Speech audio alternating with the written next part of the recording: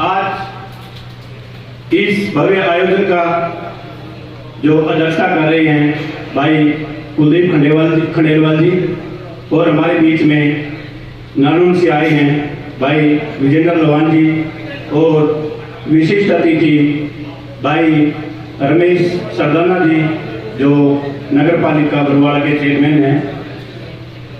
यहाँ जिक्र करूँ तो मैं नरेश रिपाल जी का, जिन्होंने मुख्य वक्ता के रूप में भी आपके बीच में बड़ा अच्छा बताया है और उन्होंने बड़े लंबे समय तक यहाँ भी पत्रकारिता की है और अनेक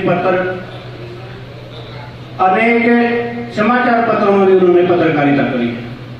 तो भाई साहब यहाँ पहुंचे, उनका मैं हार्दिक स्वागत और अभिनंदन करता हूँ। भाई नवल जी जिन्होंने इतना अच्छा वक्तव्य और आप लोगों को कहीं ना कहीं हमारे कर्तव्यों के बारे में भी बताने की बात करी है। भाई राजेश जी और भाई राजेश पूर्व एमसी जी, पूरे के पूरे मेरे साथी, चाहे इंद्रपाल चार की बात करें, चाहे अनूप जी की बात करें, चाहे वीरेंद्र जी की बात करें, ये पूरी की पूरी आज जो सभा पत्रकारों की भरी है, सारे के सारे मेरे जानकार साथी हैं, बहुत सारे मेरे पुराने साथी हैं और मैं भी आपके बीच में से एक साथी निकल गए यहाँ इस मंच तक पहुंचा हूँ। आज आप लोगों ने एक मुख्य अतिथि का मेरे आगे नाम जोड़ के, मैं मानता हूँ कि मेरे साथ अन्याय किया है। मैं आपका भाई हूँ, कहीं भी मुख्य अतिथि जोड़ने की मेरे साथ जरूरत नहीं थी, लेकिन बहुत सारी बातें पत्रकारिता के बारे में राजेंद्र शर्मा जी ने भी की है, बड़ा अच्छा उन्होंने बोला है। लेकिन पत्रकारिता कहीं न कहीं हम बात करें तो जन सेवा, समाज सेवा की व्यापा कहते हैं कि भाई समाज सेवा है। समाज सेवा कब है? जब हम समाज के बारे में किसी भी प्रकार की बातें समाज की उठाते हैं तो लगता है कि भाई समाज सेवा हम कर रहे हैं। उसके अंदर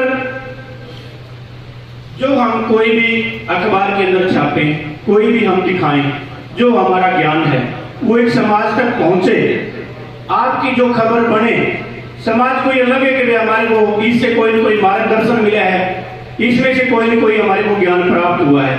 मेरा आपसे निवेदन है कि कम से कम हमारे को इस प्रकार की खबर जरूर बनानी चाहिए। उसका जो हम टाइटल बनाए, उसकी जो हम हेडलाइन बनाए, वो इस प्रकार की जरूर हो जो एक दिशा और इस प्रकार का मार्गदर्शन करे। इसी में फिर पत्रकारिता के उद्देश्य के बारे में भाई साहब ने बताई है, जैसे अनूप कुंडू जी ने भी कही थी, बड़ी कड़वी बात है कि हमने 2 प्रशासनिक अधिकारी बुलाए थे और वो दोनों के दोनों हमारे बीच में नहीं पहुंचे हैं। कहीं न कहीं हम हमारी ताकत को भूल गए हैं।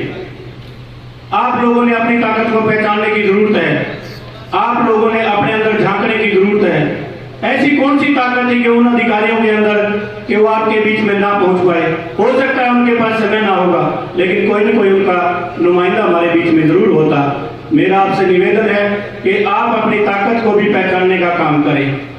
भविष्य में इस प्रकार का कोई आयोजन हो, वो उनको लगे, प्रशासन को, कि हाँ पत्रकारों का सम्मेलन है, मैं अपने दूसरे काम को छोड़ सकता हूं, लेकिन मैं उनके आयोजन में जाना नहीं छोड़ूंगा।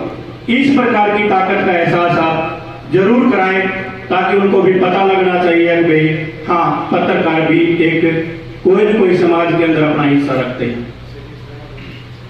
इस चीज के पीछे और बहुत सारी चीजें हैं, भाइयों ने भी बताया है कि हमने किस प्रकार की चीजें, किस प्रकार के सकारात्मक विचार, किस प्रकार की ऐसी बहुत सारी चीजें जो हमने दिखाने की, करने की जरूरत है। हमारे अंदर कभी भी नकारात्मकता नहीं आनी चाहिए। लोगों को हम नकारात्मक क्यों दिखाई देते हैं, उसकी भी एक वजह है। कहीं न कहीं हम जब सच्चाई को उजागर करते हैं तो दूसरों को लगता है कि वो नकारात्मक है।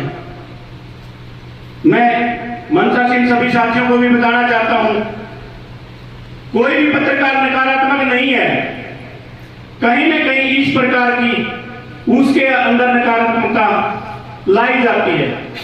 जब वो सच्चाई छापता है, उजागर करता है तो पीड़ा होती है, चाहे उसके अंदर राजनीति की बात हो, चाहे प्रशासनिक अधिकारियों की बात हो।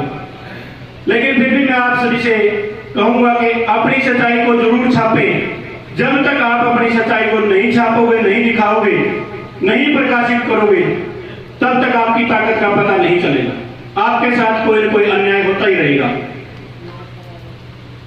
जब कुंडू जी बता रहे थे कि किसी पत्रकार साथी के साथ इस प्रकार की कोई घटना घटी है, मैं आपको याद दिलाना चाहता हूं कि हमारे बीच में भाई संजय गिरधर जी बैठे हैं, राजू सरदाना जी बैठे हैं। इस प्रकार की घटना 2013 में भी घटी थी। मार्केटिंग बोर्ड के एक सेक्रेटरी ने इस प्रकार की कोई इन्होंने हरकत कर रखी थी, इन्होंने उजागर करने का काम किया तो इनका कैमरा तोड़ने का काम उन्होंने करवाया था। लेकिन उससे नामानी पत्रकारों की जो एकता थी उसका रिजल्ट भी आया। उस सेक्रेटरी को नंगा और भीतर सलाखों के पीछे करवाने का काम हमने किया था। साथियों, इस प्रकार की आपने अपनी ताकत दिखाने की जरूरत है। ठीक कहा है कुंडू साहब ने, जब तक हम एक नहीं होंगे, आप लोग स्वाभिमान से जिंदा हैं, आप लोग स्वाभिमान से जी रहे हैं, लेकिन कहीं ना कहीं हमारे अंदर त्याग की भावना भी होनी चाहिए। स्वाभिमानी बनो, अच्छा है, हमारे स्वाभिमान के किसी भी प्रकार की ठेस ना पहुंचे, लेकिन कहीं ना कहीं हमारे अंदर भी त्याग की भावना होनी चाहिए। किसी साथी के साथ इस प्रकार की घटना है, रास्ते में किसी और राहगीर के साथ कोई इस प्रकार की घटना घटती है, तो उसका भी हम सहयोग जरूर करें, उसके साथ भी हम लग के इस प्रकार की हमारी संवेदनाएं जरूर व्यक्त करें, ताकि लगे कि अकेली पत्रकारिता नहीं है, ये सामाजिक लोग भी, क्योंकि आप भी हमारे भाई हैं, बहन हैं। मैं यही कहूंगा कि इन सारी चीजों को ध्यान में रखते हुए हमें आगे चलने की जरूरत है। आज की जो पत्रकारिता की बात करूं, मैं 2-4 चीजें कुछ लेके आया था। जब कोई भी इस प्रकार का कंटेंट, कोई भी इस प्रकार की बात हम प्रस्तुत करते हैं, उसके अंदर कहीं ना कहीं समाज के अंदर जाके वो बहुत घातक हथियार भी बन जाते हैं, जिसके बारे में हमें पता ही नहीं होता। नवल जी ने ठीक कहा था, हम डिसाइड कर देते हैं ये काम फलाने कर दिया, जब तक उसका रिजल्ट ना आए, कम से कम इस प्रकार की हम खबर ना छापें, इस प्रकार की खबर ना दिखाएं, ताकि एक खबर, एक हेडलाइन से ही समाज के अंदर कोई उत्सुकता या उत्तेजना ना पैदा हो कि हमारे इस प्रकार का दिखाने के लिए हमारे लाइक्स बढ़ जाएंगे, हमारे इस प्रकार के फॉलोअर बढ़ जाएंगे। मेरा आप सभी से इस मंच के माध्यम से यह भी निवेदन है कि हम इन चीजों की तरफ भी जरूर ध्यान रखें। दूसरा, जैसे भाई साहब ने कहा था, शर्मा जी ने, पत्रकारों का बहुत शोषण होता है, कोई दो राय नहीं है। बड़ी बड़ी एजेंसियां अपने मुनाफे के लिए आप लोगों का बहुत शोषण करती हैं, हमें भी पता है। पत्रकार को 10,000 12,000 रुपए हो सकता है पे मिलती होगी, 15,000 रुपए पे मिलती होगी, लेकिन उसका घर नहीं चल सकता। तब उन्होंने दूसरी चीजों की तरफ झांकने की जरूरत पड़ती है, अदरवाइज कोई नहीं करता। यदि उस एजेंसी से, यदि उस कंपनी से उसका घर चल जाए, उसके बच्चे पढ़ लिख लें, तो वो दूसरी जगह नहीं ताकेगा, नहीं झांकेगा। लेकिन यहां मैं ये भी कहूंगा कि कोई भी मान लिया, हमारे में से साथी यूट्यूबर भी बहुत सारे हैं, लेकिन हमारी मानसिकता ठीक होगी तो वो कंपनियां भी ठीक हो जाएंगी। ऐसा नहीं है कि वो ठीक नहीं होंगी। जब हम सक्षम हो जाएंगे, वहां हमें जाने की जरूरत नहीं पड़ेगी, उन्होंने हमारी जरूरत होगी। अपने आप को ऐसा बनाओ कि हम उनकी जरूरत पड़े। जब हम इस प्रकार का अपने आप को सक्षम कर लेंगे, तो उन्होंने हमारे को अपने आप बुलाना पड़ेगा, जो हम चाहेंगे वो होगा। आप लोगों की कलम के अंदर बहुत ताकत है, लेकिन उसका एहसास करवाने की जरूरत है साथियों। इस मंच के माध्यम से मैं एक बात जरूर कहूंगा, बहुत सारे साथी इसमें फील्ड में नए आए होंगे, लेकिन अपने आप को शिक्षित भी जरूर करें। मेरा आपसे निवेदन है, कहीं ना कहीं हम जो पत्रकारिता का सतर की बात करते हैं, उस पत्रकारिता का सतर हमें सुधारने की भी जरूरत है। जैसे नरेश पाल जी ने कहा था, क्या हम कभी किताब पढ़ते हैं, क्या कोई इस प्रकार की चीजें हम पढ़ते हैं जिससे हमारा ज्ञान बढ़े? वो चीजें भी हमें पढ़ने की जरूरत है। हो सकता है हमें से कोई बीएमसी ना करे, एमएमसी ना करे, लेकिन कहीं ना कहीं मेरा निवेदन आज इस उत्थान मंच से भी है कि नवल जी, कुलदीप जी, विशेषकर मैं आप लोगों को जरूर कहूंगा, हम डिग्री और डिप्लोमा ना कर पाए, लेकिन कम से कम कार्यशालाओं का आयोजन जरूर करवाएं, ताकि हमारे साथी उसमें 2 घंटे की, 4 घंटे की या 10 घंटे की 2 दिन की एक कार्यशाला का आयोजन हो और उससे ये लगे कि हमारा पत्रकार साथी कोई भी अनपढ़ नहीं है। उसके अंदर आप एक सर्टिफिकेट भी देने का काम करें, ताकि उन्होंने ये कार्यशाला का आयोजन किया था और उन्होंने ये वहां शिक्षा ग्रहण की है। इस प्रकार का आयोजन आप करोगे तो उससे कहीं ना कहीं हमारे जो पत्रकारिता उसके अंदर निखार आएगा। हमारे पत्रकारिता के अंदर जो शुद्धता की बात है बहुत जरूरी है।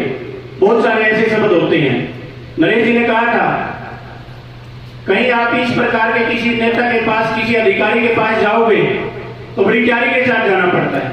आप कभी भी किसी बड़े पत्रकार का इंटरव्यू देखोगे तो वो कहीं ना कहीं हमारे उसके सामने बैठा है तो उसके पॉइंट नोट करे हुए मिलता है। मेरा आपसे भी निवेदन है कि आप कभी भी इस प्रकार के किसी अधिकारी के, किसी राजनेता के इंटरव्यू के लिए जाएं तो आप पूर्ण तैयारी के साथ जाएं, ताकि सामने वाले को लगे कि सामने वाला भी पूर्ण तैयारी के साथ आया हुआ है। इस प्रकार की तैयारी के साथ जब हम जाएंगे तो सामने वाला 100 बार सोचेगा। जब आप किसी अधिकारी के, किसी राजनेता के घर में जाएंगे, किसी के दफ्तर में जाएंगे, उसको कम से कम कभी करनी चाहिए कि फलाना पत्रकार हमारे बीच में आया, हमारे में से कुछ न कुछ निकाल कर लेकर जाएगा। इस प्रकार की पत्रकारिता की जरूरत है। खोजी पत्रकारिता की बात आती है, हम खोजी शब्द ही भूल गए। आज हमें जरूरत है, हम सारे का सारा यूं सोचते हैं कि भाई हमने रीना बहन जी की यूट्यूब देख ली, वहां से सुन लिया, सारा कुछ हमारे पास आ गया। नहीं, ऐसा नहीं है। हम वहां जाएंगे तो हमारे कुछ न कुछ वहां से निकल के आएगा। हमारे कम से कम समाज के अंदर इस प्रकार के सोर्स होने चाहिए जहां से हमारे को खबरें मिले। हमारे इस प्रकार के सूत्र होने चाहिए जिसका किसी दूसरे को पता ना लगे। हमको ये चीज भी ध्यान में रखने की जरूरत है कि हमारे सोर्स का पता के साथ साथ कहीं उसका नुकसान भी ना हो जाए। ये चीजें भी हमें ध्यान रखने की जरूरत है साथियों। इस प्रकार की हम पत्रकारिता करेंगे तो कहीं ना कहीं मैं मानता हूं कि जो आज पत्रकारिता का सत्र गिरा हुआ है, जो हर कोई कहता है कि जैसे मेरे से पहले वक्ताओं ने बोला है भाई ब्लैकमेलर है, फला है, दिखा है, मुकड़ है, इस तरह की बातें आती वो आनी बंद हो जाएंगी। इस प्रकार की नहीं आएंगी। हमारे सत्र के अंदर कहीं ना कहीं शिक्षा और इस प्रकार की ये चीजें आएंगी तो उसमें निखार भी आएगा। अब मान्यता की बात आती है कि भाई पत्रकार मान्यता प्राप्त नहीं है, ग्रेड नहीं है, तो जब इस प्रकार की आप कार्यशाला का आयोजन करेंगे, सरकार से आप निवेदन भी कर सकते हैं। नवल जी, कुलदीप जी, हमारा हो सकता है कि पत्रकार कोई डिग्री डिप्लोमा ना कर पाए, लेकिन जब आप एक सर्टिफिकेट कमाओगे तो आप गवर्नमेंट से निवेदन भी कर सकते हैं कि हमने उनको एजुकेट किया है, उनको शिक्षित किया है। चाहे आपकी 1 सप्ताह की ट्रेनिंग हो, बहुत सारे सरकार के भी इस प्रकार के आयोजन होते हैं जो 1 सप्ताह की वो ट्रेनिंग देते हैं, 15 दिन की ट्रेनिंग देते हैं, तो उनका सर्टिफिकेट बन जाता है और वो कहीं ना कहीं एक रूप धारण करते हैं। मेरा भी निवेदन है कि जब आप इस प्रकार का काम करोगे तो हमारे सारे के सारे ये पत्रकार साथी है ना, ये भी मान्यता प्राप्त होंगे, उसमें वो कहीं ना कहीं मददगार होगा। इस प्रकार का भी आप जरूर काम करें।